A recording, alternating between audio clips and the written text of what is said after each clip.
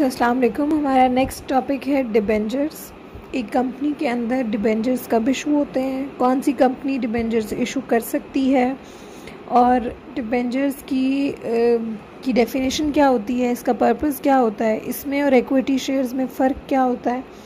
और इसमें और जनरल या प्रेफर्ड शेयर्स में फ़र्क क्या हो सकता है, और डिबेंचर सर्टिफिकेट रखने वाले लोग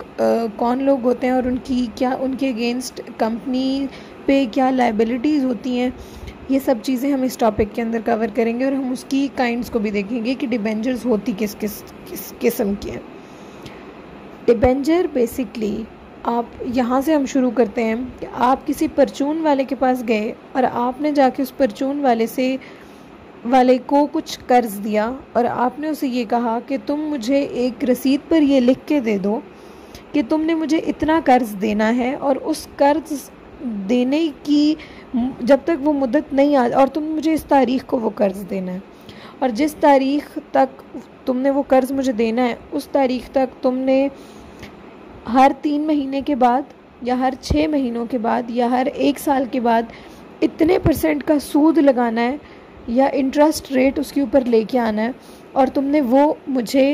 उस बेसिक प्रिंसिपल अमाउंट ने वहीं पे रहना है, लेकिन क्योंकि मैंने तुम्हें कर्ज दिया इसलिए वो इंटरेस्ट भी मैं तुम्हारे ऊपर चार्ज करूँगा। और वो आपको एक रसीद लिख के दे देता है जिसके ऊपर वो आपको अपनी दुकान का एक ठप्पा लगा के दे देता है। और आप जैसे बनियों से लोग लिया करते थे उधार, जैसे आजकल लोग सुनारों के पास जाते हैं और उनसे उधार लिया करते हैं, आप इसको थोड़ा सा कॉरपोरेट लेवल पे और कमर्शियल लेवल पे जाके देख लें। एक कंपनी को जब पैसे चाहिए होते हैं अपने कैपिटल को इंक्रीज़ करने के लिए, अपनी शेयर होल्डिंग को इंक्रीज़ करने के लिए, तो वो क्या करती है, याद रखिएगा, एक पब्लिक कंपनी को ये काम एक प्राइवेट कंपनी नहीं कर सकती, उसके मैंडेट के अंदर ये चीज़ आती ही नहीं है। एक पब्लिक कंपनी को जब पैसे चाहिए होते हैं अपने शेयर्स को इन्हेंस करने के लिए, अपने कैपिटल को इन्हेंस करने के लिए, तो वो जनरल पब्लिक में डिबेंचर्स के लिए एक आईपीओ शेयर करती है, एक ऑफ़र शेयर करती है। उस कंपनी को जितने लोग भी कर्जा देते हैं और उसके डिबेंचर्स को सब्सक्राइब करते हैं उन सब को एक डिबेंचर्स सर्टिफिकेट दे देती है, जिसको मैं सर्टिफिकेट कह रही हूँ। बेसिकली एक डिबेंचर वर्ड डिबेंचर ही होता है, उसको कंपनी दे देती है और वो सर्टिफिकेट जिसके पास होता है उसके ऊपर क्या क्या कंपनी की सील आती है, कंपनी के secretarial department, corporate secretarial department की सील आती है, उसके कंपनी सेक्रेटरी के सिग्नेचर्स होते हैं। वो इस चीज़ को वेरीफाई करता है कि ये बंदा या इस बंदे को फ़लाँ डेट पे जो इस सर्टिफिकेट के ऊपर डेट लिखी हुई है उस डेट को कंपनी ने इतने पैसे देने हैं और उस डेट तक कंपनी ने उसको ये इंटरेस्ट / प्रॉफिट रेट देना है, पे करना है उसको।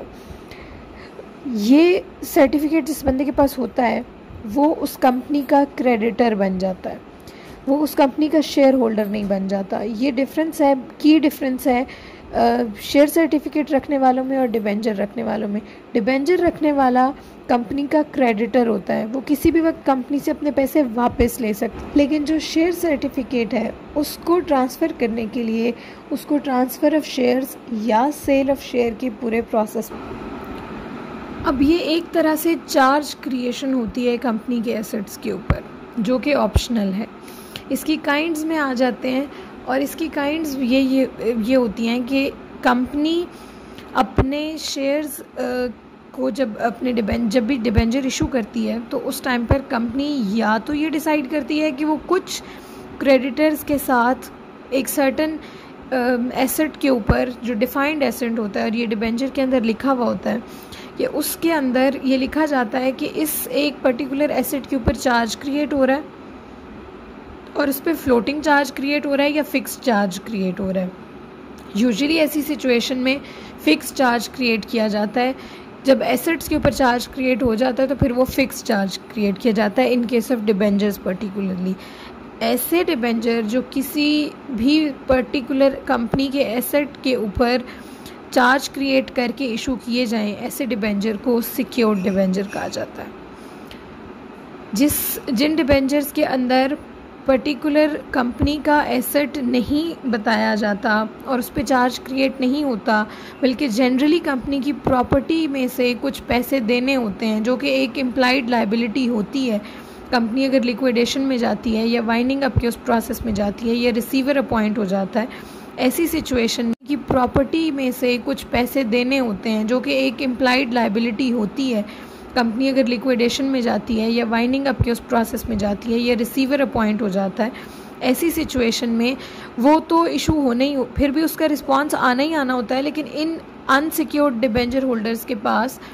सिर्फ ये चीज़ नहीं होती कि वो एक पर्टिकुलर प्रॉपर्टी नहीं होती जिसकी सेल वो जाके थ्रू कोर्ट क्लेम करवा सकते हैं कि जी ये चार्ज क्रिएट हुआ था, मेरे पास ये डिबेंचर है, मेरे पैसे मुझे वापस दें, कंपनी का फ़लाँ एसेट बेचें। वो ऐसे नहीं कर सकते। वो कंपनी के जो अकाउंट्स के अंदर से पैसे आते हैं, जो रिसीवर जब उसको एक पूरी लिस्ट बना रहा होता है, जो प्रायोरिटी लिस्ट बन रही होती है, उस लिस्ट के अकॉर्डिंगली वो उसको पैसे देता है। अच्छा, एक हमारे वो डिबेंचर्स होते हैं जो रिडीमेबल होते हैं और एक होते हैं जो इररिडीमेबल होते हैं। रिडीमेबल डिबेंचर्स वो डिबेंचर्स होते हैं जिसमें एक पर्टिकुलर डेट दी हुई होती है कि इस डेट को पैसे वापस करने ही करने हैं कंपनी ने। और इररिडीमेबल डिबेंचर्स वो होते हैं जिसमें डेट डिसाइड नहीं होती, जिसकी क्लोजिंग डेट कोई नहीं होती। रिडीमेबल के डिबेंचर्स को उस पर्टिकुलर डेट पर आकर वो एक्सपायर हो जाते हैं और फिर डिबेंचर होल्डर का क्लेम ऑटोमेटिक हो जाता है कंपनी के ऊपर और कंपनी अंडर लाइबिलिटी होती है कि वो उसको उसके पैसे वापस करेगी। लेकिन इररिडीमेबल कैपिटल के अंदर भी लाइबिलिटीज़ मौजूद होती हैं, लेकिन उसकी कोई स्पेसिफिक टर्म नहीं होती या स्पेसिफिक पीरियड नहीं होता या कोई एक्सपायरी डेट नहीं होती उसकी। ठीक है, अब हम आ जाते हैं कि डिबेंचर होल्डर के पास पावर्स क्या क्या हैं